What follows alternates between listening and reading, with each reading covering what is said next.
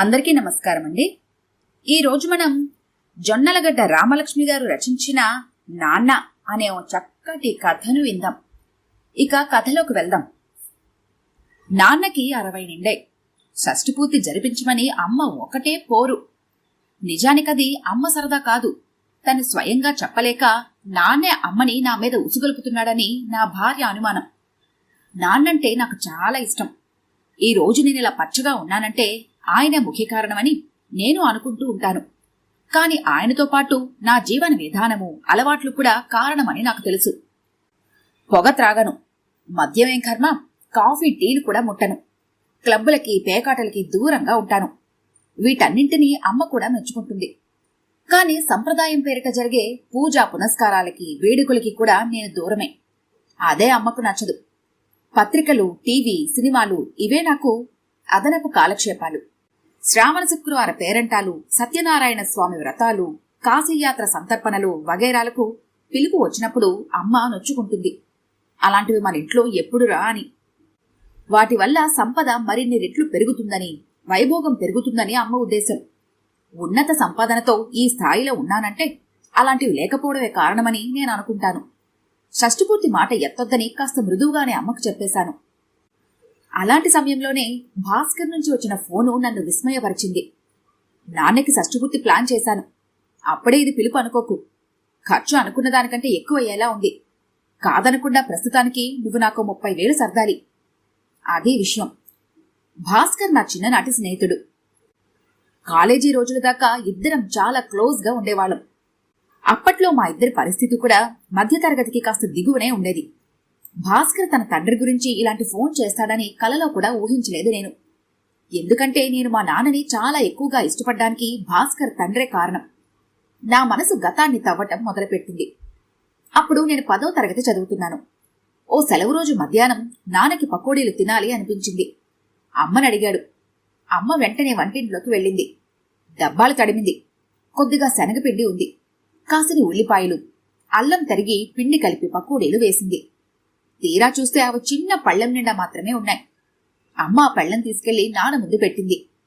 నువ్వు పిల్లలు కూడా రండి, అంతా కలిసి తిందాం అన్నాడు నాన్న. అమ్మ ఇబ్బంది పడింది. విషయం ఏమిటంటే ఫస్ట్ తారీఖు రావడానికి ఇంకా 3 రోజులుంది. కొత్తగా సంభారాలు కొనడానికి ఇంట్లో డబ్బు లేదు. అందుకని ఉన్న పిండితోనే పకోడీలు చేసింది అమ్మ. అవి ఆయనకు మాత్రం సరిపోతాయి. అది గ్రహించిన నాన్న, పకోడీలు నా కోసమా, పిల్లల కోసమా? ఇద్దరినీ రమ్మను, వాళ్ళు తిన్నాకే మనం అన్నాడు. అమ్మ తటపటలాడించింది గాని నాన్న నొక్కించడంతో తప్పలేదు. నన్ను చెల్లిని పిలిచి కాసిని పకోడీలే ఉన్నాయి, కొద్దిగా తిని నాన్నకి తనకి ఉంచుమని చెప్పింది. పరిస్థితి నాకు అర్థమైంది. ఉన్న 10-12 పకోడీలలో 3 తీసుకొని నాకు ఇవి చాలు అన్నాను. చెల్లి నాకంటే 4 ఏళ్లు చిన్నది. దానికి పరిస్థితి అర్థమైనట్టు లేదు. అయితే మిగిలినవన్నీ నావి. తినేశాక నాతో వాటాకి రాకూడదు అంది నాతో. నేను చెల్లిని మందలించబోతే దానికి ఎన్ని కావాలని తినని అన్నాడు నాన్న. చెల్లి అన్నీ ఎక్కడ తినేస్తుందనని భయపడి అప్పుడు నేను మరో 2 పకోడీలు తిన్నాను. మిగతావన్నీ చెల్లి తినేసింది. మనసు పడి అడిగి చేయించుకున్నారు. ఒక్కటంటే ఒక్కటి తినలేదు అని అమ్మ నొచ్చుకుంది. తినాలంటే నన్నెవరు ఆపగలరే? పిల్లల కడుపు నిండా తింటే మనకు కడుపు నిండిపోదా అన్నాడు నాన్న. అది త్యాగం అనుకోలేదు. నాన్నకి నిజంగానే కడుపు నిండిపోయింది కాబోలు అనుకున్నాను. ఆ సాయంత్రం క్యారమ్స్ ఆడేందుకు వీర్రాజు ఇంటికి బయలుదేరాను. నాకు దగ్గర స్నేహితుల్లో క్యారమ్స్ బోర్డు ఉన్నవాడు వాడొక్కడే. వాడింటికి మా ఇంటికి దూరం కిలోమీటర్ పైనే. మధ్యలో బజారు దాటాలి. నేను వెడుతుంటే బజార్లో ఓ హోటల్ ముందున్న కిల్లీ కొట్టుకి వేలాడేసిన వారపత్రిక శీర్షికలు చూస్తూ కనిపించాడు భాస్కర్. భాస్కర్ది పట్టణానికి 3 కిలోమీటర్ల దూరంలో ఉన్న పల్లెటూరు. రోజు నడిచి స్కూల్కి వస్తాడు. నువ్వేమిట్రా ఇక్కడ అన్నాను. నాన్న తోడుగా రమ్మంటే వచ్చాను అన్నాడు భాస్కర్. మరి నువ్వొక్కడవే ఉన్నావు అన్నాను ఆశ్చర్యంగా. నాన్న హోటల్లో టిఫిన్ చేస్తున్నాడు అన్నాడు భాస్కర్. మరి నువ్వు తినవా అన్నాను అప్రయత్నంగా. బయలుదేరే ముందు కడుపు నిండా అన్నం తిన్నాన్రా. నాకంత ఆకలిగా లేదు. నాన్నకి అన్నం కంటే మసాలా దోశ అంటే ఎక్కువ ఇష్టం నసిగాడు భాస్కర్. మరి నీకిష్టం లేదా మసాలా దోశ? ఇష్టమే, కాని ఇద్దరికీ తినడానికి డబ్బు సరిపోవాలిగా అన్నాడు. ఇష్టపడి వేయించుకున్న పకోడీల్ని పిల్లలకి పెట్టేసి తృప్తిపడిన మా నాన్న ఒకవైపు, కొడుకుని బయట నిలబెట్టి తను మాత్రమే హోటల్లో తనకిష్టమైన మసాలా దోశ తింటున్న భాస్కర్ నాన్న. ఇద్దరిని పక్కపక్క నిలబెడితే మా నాన్న ఎంత గొప్పవాడో ఆ క్షణంలోనే అర్థమైంది నాకు. మీ నాన్నకి ఇక్కడ ఇంకా ఏవో పనులుండుంటాయి, ఆయనకి చెప్పినాతో వచ్చేసే, వేరాజ్ ఇంటికి వెళ్లి క్యారమ్స్ ఆడుకుందాం అన్నాను. లేదురా, నాన్నకు సినిమా టికెట్ కొని నేను వెంటనే మా ఊరు వెళ్ళిపోవాలి, ఇంట్లో ఇంకా పనులున్నాయి అన్నాడు భాస్కర్. వాడన్నదేమిటో పూర్తిగా అర్థం కావటానికి నాకు కొద్ది క్షణాలు పట్టింది. వాడి నాన్నకి సినిమాలంటే మహా ఇష్టమట, కాని బుకింగ్ కౌంటర్లోకి వెళ్లి టికెట్ అడగడట. అందుకే వేరే ఒక మనిషి కావాలి. సినిమా టికెట్ కొనడం కోసమే ఆయన భాస్కర్ని పట్నం తీసుకొచ్చాడు. మరి నీకు సినిమా చూడాలని లేదా అడిగాను. ఇష్టమే, కాని ఇద్దరు చూడాలంటే 2 టికెట్లు కొనాలిగా అన్నాడు భాస్కర్. ఇదింకా దారుణం అనిపించింది నాకు. మా నాన్నకు కూడా సినిమాలంటే ఇష్టమే, కాని తను చూడటం చాలా తక్కువ. ఎక్కువగా నన్ను చెల్లెల్ని పంపిస్తుంటాడు, అప్పుడప్పుడు అమ్మని కూడా పంపిస్తాడు. అంతా కలిసి సినిమా చూడడం ఏడాదికి 1-2 సార్లు మాత్రమే. మేము ఎప్పుడు సినిమాకెళ్ళినా నాన్న థియేటర్ దాకా వచ్చి టికెట్ కొనిచ్చి మమ్మల్ని లోపలికి పంపి అప్పుడు తన వెనక్కి వెళ్లేవాడు. సినిమా అయ్యే సమయానికి మళ్లీ వచ్చి మమ్మల్ని దగ్గరుండి ఇంటికి తీసుకెళ్తాడు. కాని భాస్కర్ నాన్న, ఛీ, నాన్నలు ఇలా కూడా ఉంటారా అనుకున్నాను. కాని బావుండదని పై కనలేదు. పోనీలే, ఆయన సినిమాకు పంపేదాకా నేను నీతోనే ఉంటాను. సరదాగా కబుర్లు చెబుకుందాం, తర్వాత ఇద్దరం కలిసి వీర్రాజ్ ఇంట్లో క్యారమ్స్ అంటుంటే నా మాట పూర్తి కాకుండానే భాస్కర్ నవ్వేసి, ఏమనుకోకురా, ఇంట్లో పనులున్నాయన్నాను కదా అన్నాడు. నాన్నకి సినిమా టికెట్ కొనడానికి ఆ ఊరు నుంచి ఈ ఊరు వచ్చావు, నీకు ఇంట్లో పనులు ఏముంటాయిరా? ఇక్కడ మన ఆట అయ్యేసరికి మీ నాన్న సినిమా కూడా అయిపోతుంది, ఇద్దరు కలిసి మీ ఊరు వెళ్ళొచ్చు, మీ నాన్నకి తోడుగా కూడా ఉన్నట్టుంటుంది అన్నాను. ఇంట్లో నాన్న దిద్దిన ఆన్సర్ పేపర్లున్నాయి, వాటిల్లో మార్కుల కూడికలు సరిగ్గా ఉన్నాయో లేవో సరిచూడాలి. ఓ కాగితం మీద పిల్లల పేర్లు, మార్కుల వివరాలతో ఓ టేబుల్ తయారు చేయాలి. రేపు ఉదయానికల్లా నాన్న ఆ కాగితాన్ని స్కూల్లో ఇవ్వాలట అన్నాడు భాస్కర్. షాక్ తిన్నాను. భాస్కర్ నాన్న పల్లెటూరులో ఎలిమెంటరీ స్కూల్ టీచరు. ఈ రోజు తన పనులన్నీ పక్కన పెట్టి సినిమా చూడటానికి పట్నం వచ్చాడు. తనకున్న అర్జెంటు పనిని పట్నంలో హైస్కూల్లో చదువుతున్న కొడుక్కి అప్పగించాడు. ఆ కొడుకు 3 కిలోమీటర్లు నడిచొచ్చి తండ్రి హోటల్లో టిఫిన్ తింటుంటే తను బయట నిలబడి ఆయన సినిమా చూడటానికి తన కౌంటర్లో నిలబడి టికెట్ తీసి అప్పుడు మళ్లీ 3 కిలోమీటర్లు నడిచి ఇంటికెళ్లి తండ్రి వదిలేసిన అర్జెంటు పని పూర్తి చేయాలి. ఇంతకంటే అన్యాయం ఇంకేదైనా ఉంటుందా? మరి మా నాన్నైతే తన పనులేవి మాకు చెప్పడు, ఇంకా మా పనులే కొన్ని తను చేసి పెడతాడు. మా నాన్న ఎంత గొప్పవాడో అనిపించింది. ఆ విషయం గర్వంగా భాస్కర్కి చెప్పుకున్నాను. అప్పుడు వాడు కళ్లల్లో అదొరకమైన భావం. అది తనకలాంటి నాన్న లేడన్న విచారం కాబోలు. వాడితో ఇంకా మాట్లాడాలి అనుకున్నాను. కాని ఈలోగా వాడి నాన్న హోటల్లోంచి బయటకొచ్చాడు. ఎందుకో ఆయనకి ఎదుటిపడి మాట్లాడాలి అనిపించలేదు. వెంటనే అక్కడి నుంచి తప్పుకున్నాను. ఆ తర్వాత భాస్కర్ నాన్నకు సంబంధించి అలాంటి విశేషాలు చాలా విన్నాను. ప్రపంచంలో ఎవరికి అలాంటి తండ్రి ఉండకూడదని, నాన్నలందరూ మా నాన్నలా ఉండాలని అనుకునేవాణ్ణి. భాస్కర్కి ఇంటర్లో నాకంటే ఎక్కువ మార్కులు వచ్చాయి. కాని వాళ్ళ నాన్న వాణ్ణి దూరం పంపించలేనని డిగ్రీ కాలేజీలో బీకాంలో చేర్పించాడు. మా నాన్న ఎడ్యుకేషన్లో తీసుకుని నన్ను ఇంజనీర్ని చేశాడు. చదువు పూర్తయ్యాక భాస్కర్ తను చదివిన ఊళ్ళోనే ప్రైవేట్ స్కూల్లో టీచర్గా చేరాడు. నేను పెద్ద సిటీలో సాఫ్ట్వేర్ ఇంజనీర్ అయ్యాను. మా ఇద్దరికి ఉన్న తేడా తెలివిలో కాదు, నాన్నలో ఉన్నదని నాకు తెలుసు. ఉద్యోగం చేస్తుండగా నా కొలీగ్ పద్మని ప్రేమించాను. కులం గోత్రమంటూ అమ్మ కొంచెం గొనిగిందేమో గాని నాన్న మాత్రం మమ్మల్ని మనస్ఫూర్తిగా ఆశీర్వదించి తనే స్వయంగా మా పెళ్లి జరిపించాడు. భాస్కర్ అందగాడు, పొడువుగా ఆకర్షణీయంగా ఉంటాడు. ఓ డబ్బున్న అమ్మాయి వాడంటే మోజపడి కోరినంత కట్నమిచ్చి పెళ్లి చేసుకుంటానంది. నువ్వు కులం గోత్రం కలవని పెళ్లి చేసుకుంటే నీ చెల్లికి జన్మకి పెళ్లి కాదు అని తండ్రి చెబితే వాడు బుద్ధిగా విన్నాడు. తండ్రి చెప్పాడని చెల్లి పెళ్లి కోసం కుండమార్పిడి పెళ్లికి ఒప్పుకున్నాడు. వధువు అనాకారి కాకపోయినా ఎంపిక మాత్రం వాడి తండ్రిదే గాని వాడిది కాదు. పోనీ చదువుకుందా అంటే ఆ అమ్మాయి పెద్దగా చదువుకోనూ లేదు.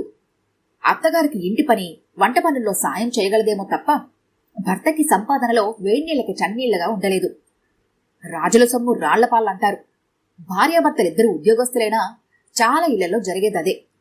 ఆదాయానికి మించిన ఖర్చు చేయడం చాలా మందికి రివాజు. అదృష్టం ఏమిటంటే మా ఇంట్లో నా భార్యది నా మనస్తత్వమే.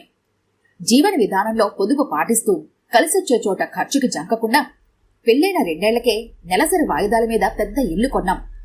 మరో ఏడాదిలో వాయిదాల పద్ధతిలో కారు కొన్నాం. ఖర్చుకు వెనకాడకుండా 2 కొడుకుల్ని చదివించాం. అందుకు నాన్న ఓ కారణం. ఆయనెప్పుడూ ఇది కావాలని నన్ను అడగలేదు. చెల్లి పెళ్లికి కూడా మా నుంచి పైసా సహాయం అడగలేదు. మా దగ్గరకు ఎప్పుడొచ్చినా వారానికి మించి ఉండలేదు. తన బ్రతికేదో తనది. నాన్నకి పట్నంలో 200 చదరపు గజాల్లో ఓ డాబా ఇల్లుంది. పిల్లలం 2 దూరంగా వెళ్లిపోయాక 2 కోసం అంత ఇల్లు ఎందుకు అనుకున్నాడు. ఆ ఇల్లు అద్దెకిచ్చి తను చిన్న ఇంట్లో ఉంటున్నాడు. నాన్నకి రిటైర్మెంట్ దగ్గర పడే సమయానికి మా పిల్లలిద్దరూ అమెరికాలో స్థిరపడ్డారు. నా బ్యాంకు బ్యాలెన్స్ కోటికి పరిగెడుతోంది. నాన్న మళ్లీ సొంత ఇంట్లోకి మారిపోయాడు. ఇప్పుడు ఎందుకమ్మా ఇలా చేశారు అని ఆశ్చర్యంగా అమ్మని అడిగాను. అద్దె ఇంట్లో అన్నీ ఆంక్షలేరా. పెరట్లో తొక్కు పోస్తున్నాం అంటారు, నీళ్లు ఎక్కువ వాడేస్తున్నాం అంటారు, ఇల్లు పాడు చేస్తున్నాం అంటారు. ఇన్నాళ్లు ఎలానో భరించాం కానీ రిటైర్ అయ్యాక ప్రశాంతంగా ఉండాలనుకుంటాం కదా, అందుకే మన ఇంటికి వెళ్ళిపోయాం అంది అమ్మ. కానీ ఇప్పుడు మన ఇల్లు కూడా బాగాలేదు కదా అన్నాను. అవునరా, అద్దుకునే వాళ్ళు పాడు చేసి వెళ్లారు. మరమ్మతులు చేయించాలంటే 2-3 లక్షలు అవుతుంది. తనకు వచ్చిన రిటైర్మెంట్ బెనిఫిట్స్ ని వాటి కోసం ఖర్చు చేయటం నాన్నకిష్టం లేదు. రిటైర్ అయ్యాక పెన్షన్ కూడా జీతమంత ఉండదు. ఆ పైన ఇంటి మీద వచ్చే ఆదాయం కూడా ఉండదు. నాన్న ఆలోచిస్తున్నారు అంది అమ్మ. అవును, నిజమే.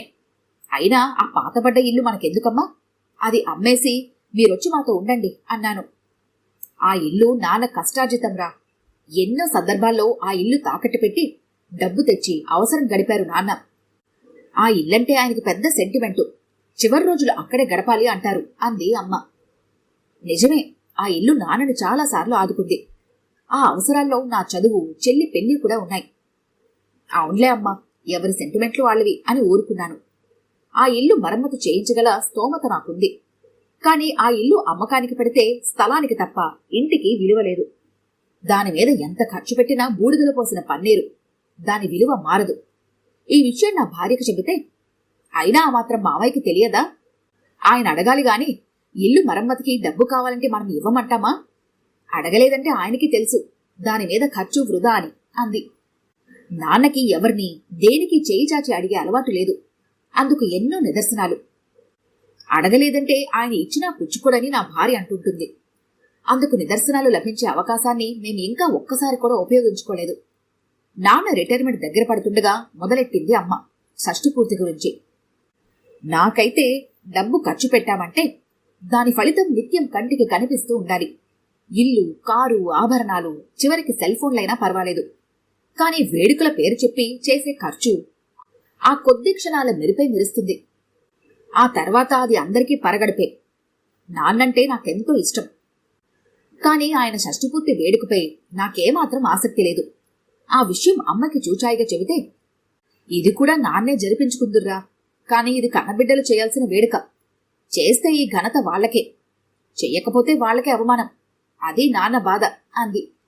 భార్యాభర్తలిద్దరు ఉద్యోగస్తులైనా ఇలాంటి సెంటిమెంట్లతోనే ఎన్నో మధ్యతరగతి కుటుంబాలు కుప్పకూలిపోయాయని నాకు తెలుసు. అమ్మకు అర్థమయ్యేలా ఎలా చెప్పాలన్నా ఆలోచనలో ఉన్నాను. అంతలో భాస్కర్ ఫోను. వాడు వాళ్ళ నాన్నకి షష్ఠపూర్తి చేశాడట. అందుకు నా దగ్గర 30,000 అప్పు కూడా చేస్తాడట. ఇంతకీ ఆ నాన్న ఎలాంటివాడు తెలియనిదా? కొడుకుని హోటల్ ముందు నిలబెట్టి తన హోటల్లో టిఫిన్ చేశాడు. తను సినిమా చూస్తూ తన ఉద్యోగ బాధ్యత కొడుక్కి అంటగట్టిన తండ్రి. కొడుకుని పెద్ద చదువులు చదివించలేదు. కొడుక్కి ఇష్టమైన పిల్లని పెళ్లాడి స్వేచ్ఛ ఇవ్వలేదు. ఇలాంటి తండ్రికి ఇప్పుడు షష్ఠపూర్తి వేడుక జరపాలని భాస్కర్ తాపత్రయం. లాభం లేదు, వాడికి క్లాసు పీకాల్సిందే అనుకొని ఫోన్ చేసి వాడిని మా ఇంటికి ఆహ్వానించాను. నేను ముందు భాస్కర్కి మా నాన్న గురించి, వాడికి తెలిసినవి కొన్ని, తెలియనివి కొన్ని చాలా విశేషాలు చెప్పాను. తర్వాత ఆయనకి షష్ఠపూర్తి మీద మనసు పడినా ఆ విషయమై నాకెందుకు ఆసక్తి లేదో వివరించాను. భాస్కర్ నా ఆలోచన మెచ్చుకొని, నువ్వు చాలా ప్రాక్టికల్ మనిషివి. నీ స్థాయికి మీ నాన్న షష్ఠపూర్తి ఖర్చు కనీసం 10 లక్షలవుతుంది. ఆ డబ్బు పెట్టి మీ అమ్మకో బంగారు వడ్డానం చేయించు. మీ నాన్నకి ఒక వజ్రపు టుంగరం కొనియ్యి. చెప్పుకోవడానికి ఘనంగా ఉంటుంది. ఖర్చు నీ కళ్ళెదుటే కనిపిస్తూ ఉంటుంది అన్నాడు. తెల్లబోయాను. అంతవరకు నాన్న షష్ఠపూర్తి వేడుకకయ్యే ఖర్చు వృధాని భావించానే తప్ప అందుకు ప్రత్యామ్నాయంగా మరేదో నాన్నకు చేయాలనే ఆలోచన నాకు రాలేదు. అప్పుడు కొంచెం లోతుగా వెడితే, ఎప్పుడూ నాన్నకి ఎందుకు ఇవ్వకూడదు అని ఆలోచించానే తప్ప ఎలా ఇవ్వాలో ఆలోచించలేదు అనిపించింది. ఇంకా లోతుగా వెడితే నన్ను నేను ఏవగించుకుంటానేమోనని భయం వేసి వాస్తవంలోకి వచ్చి భాస్కర్ నాన్నపై ఎదురుదాడి మొదలుపెట్టాను. భాస్కర్ నన్ను పూర్తిగా చెప్పనిచ్చి, అసలు నాన్నంటే నీ ఉద్దేశంలో ఎవర్రా? తను త్యాగాలు చేసి నీ అవసరాలు తీర్చే మనిషా అన్నాడు కాస్త కోపంగానే. ఆ వెంటనే నాన్న చేసే పనులు కొందరికి దారుణంగా అనిపించవచ్చు, కాని నాకు నాన్నంటే చాలా ఇష్టం. ఆయనతో కలిసి ఎన్నోసార్లు మా ఊరు నుంచి కాలినడకన పట్నం వచ్చాను. అప్పుడు ఆయన ఎంత సరదా కబుర్లు చెప్పేవారో తెలుసా? ఒక కమర్షియల్ సినీ దర్శకుడు స్వలాభాపేక్షతోనే అయినా ప్రేక్షకుల వినోదం కోసం 3 గంటల సినిమాని రూపొందించడానికి చేసినంత కృషి ఫలితంగా ఉండేవి ఆ కబుర్లు. నాకు ఆ 3 కిలోమీటర్ల నడక 3 గంటల సినిమా కంటే గొప్పగా ఉండేది. ఆయన సినిమాకి బయలుదేరితే కూడా వెళ్లాలని తహతహలాడేవాణ్ణి అని ఆగాడు. నేను నమ్మను అన్నాను. కాని వాడి గొంతులో ఆవేశంతో పాటు నిజాయితీ కూడా ధ్వనిస్తోంది. నాకు నీ నమ్మకంతో నిమిత్తం లేదు. భూమి మీద పడిన ప్రతి బిడ్డకి కనీసం 6-7 ఏళ్లు పూర్తి అసహాయ దశే కదా. కన్నవారు కంటికి రెప్పలా చూసుకోకపోతే ఆ బిడ్డకి మనుగడే ఉండదు. ఆ సమయంలో బిడ్డ సంరక్షణలో అమ్మ వంతు అమ్మది, నాన్న వంతు నాన్నది. అమ్మానాన్నల ప్రేమని వాళ్లు చేసే త్యాగాలతో కొలవలేను, వాళ్ళిచ్చే సంపదతోనూ కొలవలేను. అది వారి చూపుల్లో ఉంటుంది, స్పర్శలో ఉంటుంది, పలకరింపులో ఉంటుంది. ఒక్క మాటలో చెప్పాలంటే వారి ఉనికిలో ఉంటుంది. నాకు అమ్మంటే ఎంత ఇష్టమో నాన్నంటేనూ అంతే ఇష్టం. అసహాయ దశలో నా ఉనికిని కాపాడిన దేవుళ్ళు వాళ్ళు అన్నాడు భాస్కర్. నిన్ను హోటల్ బయట నిలబెట్టి తను హోటల్లో టిఫిన్ తిన్నా మీ నాన్న దేవుడా? నిరసనగా అన్నాను. భాస్కర్ నవ్వాడు. రాముడు చెట్టుచాటు నుంచి వాలిని చంపాడు. వలచి వచ్చిన శూర్పణఖ ముక్కు చెవులు కోయించాడు. భార్య పాతివ్రత్యాన్ని శంకించి అగ్నిపరీక్ష పెట్టాడు. అపవాదం వస్తే భార్యని అడవులకు పంపించాడే తప్ప రాజ్యాధికారాన్ని వీడలేదు. ఇక కృష్ణుడి విషయానికొస్తే దొంగతనాలు చేశాడు, గోపికలకు వస్త్రాపహరణం చేశాడు, పరస్త్రీలతో కులికాడు, కురుక్షేత్రంలో అధర్మయుద్ధాన్ని ప్రోత్సహించాడు. అయినా వాళ్ళు దేవుళ్ళు. ఎందుకంటే వాళ్ళు మానవాళికి ఇతరుల ఎవరి వల్ల కాని మహోపకారాలు చేశారు. వాళ్లు చేసిన తప్పులు వెనక కూడా ఏదో పరమార్థం ఉందని భావించి వాళ్ళని పూజిస్తుంటాం మనం. ప్రతి మనిషికి తల్లిదండ్రులు కూడా అంతే. తల్లిదండ్రులైన కారణంగా వాళ్ళు పూజ్యార్హులు. వాళ్ళని గౌరవభావంతో ఆదరించడమే మన జీవన విధానంలో ఒక భాగం. వాళ్ళు నిజంగా తప్పులు చేసినా వాటిని మనం ఎంచకూడదు. అడగకుండానే దేవుడికి ఎన్నో చేస్తాం. అలాగే అడగకుండానే కన్నవారికి కొన్నైనా చెయ్యాలి అనుకుంటాను. ఈ తరహాలో నేనెప్పుడూ ఆలోచించలేదు. భాస్కర్ మాటలు వింటుంటే నాకు కొంచెం ఇబ్బందిగా అనిపించింది. భాస్కర్ నాన్నంటే నాకు చాలా చిన్నచూపుండేది. ఆయనతో పోల్చి మా నాన్నని ఆకాశమంత ఎత్తులో ఊహించుకునేవాణ్ణి. కాని భాస్కర్ నాన్న తన కొడుకు హృదయంలో సంపాదించుకున్న స్థానం మా నాన్న నా హృదయంలో సంపాదించుకోగలిగాడా? సంపాదించుకోలేకపోతే ఆ లోపం నాదా, మా నాన్నదా? ఆలోచించడానికే భయమేసి, నీ పితృభక్తికి సంతోషించాను గాని నన్ను 30,000 అడిగావు. ఇంతకీ మీ నాన్న షష్ఠపూర్తి వేడుక బడ్జెట్ ఎంత అన్నాను టాపిక్ మారుస్తూ. మరీ ఎక్కువ కాదనుకో, కాని నాన్నకి పల్లెటూరులోనే స్థిరపడాలి అని ఉంది. అక్కడ ఇల్లు పాడుబడింది. దాని మరమ్మతు కూడా ఈ ఖర్చులకి జతపట్టం వల్ల నాకు ఈ అప్పు అవసరపడింది అన్నాడు భాస్కర్. లోపం నాదా, మా నాన్నదా అన్న నా సందేహానికి సమాధానం ఆ మాటల్లోనే ఉంది. ఈ కథ గనుక మీకు నచ్చినట్లయితే లైక్ చేయండి, షేర్ చేయండి. మరిన్ని ఇంట్రెస్టింగ్ కథల కోసం మా ఛానల్ని తప్పకుండా సబ్స్క్రైబ్ చేసుకోండి.